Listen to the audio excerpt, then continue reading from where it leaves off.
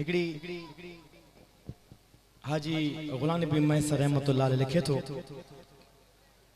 हिकड़ी त इहा नात आहे पंज दर ते सॾे एॾा कुर्ब करे हाणे हीअं छन ते माण्हू छा चवंदा। हिकड़ी ॿी कहाणी लिखे थो चए थो त मां नंढड़ो आहियां नंढड़ी मुंहिंजी एज आहे तो लफ़्ज़ थोरो घोड़ के ॿुधण तव्हांखे मज़ो ईंदो ॿुधण में।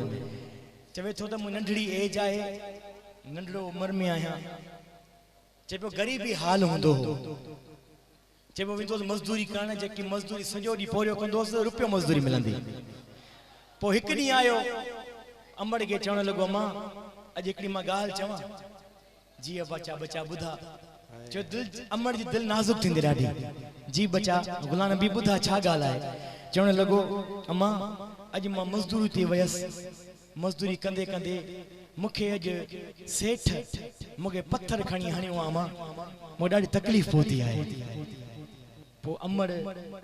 गुलाम नबी खे चवे थी गुलाम नबी हाणे ॻाल्हि ॿुध हथड़ा पंहिंजा खणी करे मदीने ॾे मुंहुं करे चवण लॻी त अॼु खां पोइ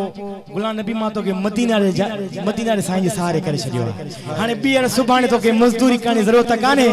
तूं न वञा। पोइ चवे पियो पंहिंजी कहाणी में चए पियो जॾहिं मुंहिंजे अमड़ मदीने वारे जे हवाले करे छॾियो पोइ चए पियो कुझु शेर लिखियमि ऐं चवां पियो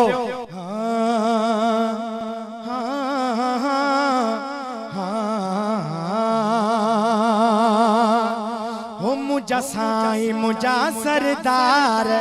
सब तो तसदको कया मुझा साईं मुझा सरदार सब तू तसदको कया मुझा साईं मुझा सरदार सब तो तसदको कया मुझा साईं मुझा सरदार सब तो तसदको कया लख हीरा लाल जवार सब तो तसदको कया मुझा साईं मुझा सरदार सब तो तसदको कया।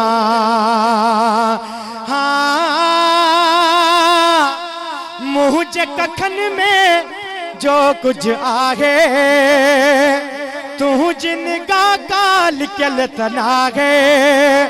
जगह पुरानी ठहल अबाणी हाणे जो हाणे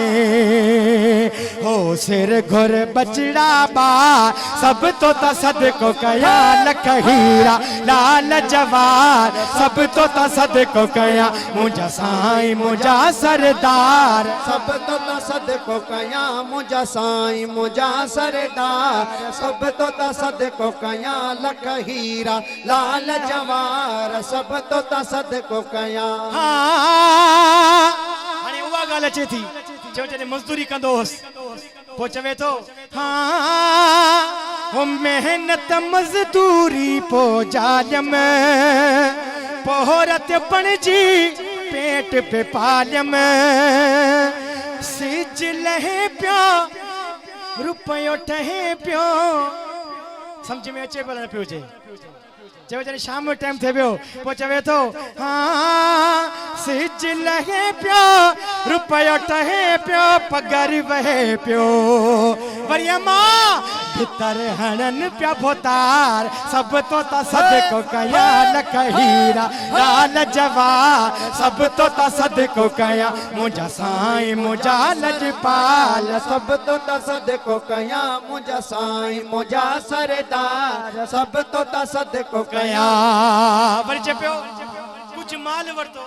कुछ बकरियूं वरतियूं ओए बकरियूं खपाए वरी मुंह वरती सुभान अल्लाह भली में वरती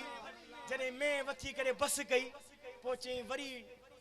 अॻिते ॻाल्हि छा थो लिखे पंहिंजी कहाणी में ॿुधायां। चवे थो बकरियूं खपाए में हूं मुधारी 4 महीना सदका सा चारी साब मरी वई वतन वरी वई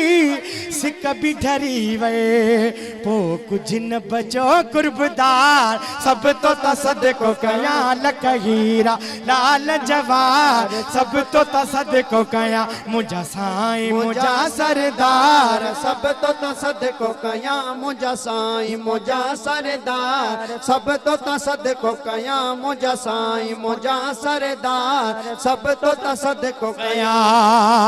तेरे अमर हथड़ा खड़ी मदीने ने मुंह कयो पोइ लिखे थो त हाल अमर ही मुंह मुझा डिठा जॾे पारत मुझी तोखे मिठा तॾे पारत मुझी तोखे कयई मिठा तॾे रोई कयाई कुछ त चयाई हथ न खयाई मुझा बचड़े तू दुखटार सब तो त सदको कया लक हीरा लाल जवार सब तो ता सदको कया मुझा साईं मुझा सरदार सब तो ता सदको कया मुझा साईं मुझा सरदार सब तो ता सदको कया मुझा साईं मुझा सरदार सब तो ता सदको कया मुझा साईं मुझा सरदार सब तो ता सदको कया मुझा साईं मुझा सरदार सब तो ता सदको कया मुझा साईं मुझा सरदार सब तो ता सदको कया